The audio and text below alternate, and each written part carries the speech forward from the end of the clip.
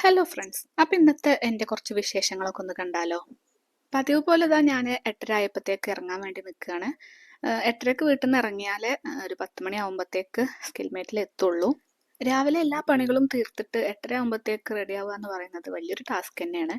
ഇന്ന് മഴ ഇല്ലാത്തതുകൊണ്ട് തന്നെ ഇന്ന് ഷൂടാന്ന് കരുതി വീട്ടിൽ നിന്ന് ഒരു 15 മിനിറ്റ് നടക്കാനുണ്ട് കേട്ടോ ബസ് സ്റ്റോപ്പിലേക്ക്. ബസ് സ്റ്റോപ്പിൽ ഫുള്ള് സ്കൂൾ കുട്ടികളായിരിക്കാരം. അപ്പം അത് കണ്ടാൽ തന്നെ ബസ്സുകാരൊന്നും നിർത്തൂല. ഒന്ന് രണ്ട് ബസ്സൊക്കെ നിർത്താതെ പോവും. പിന്നെ അതൊക്കെ കഴിഞ്ഞിട്ടാണ് പിന്നെ ബസ് കിട്ടല്.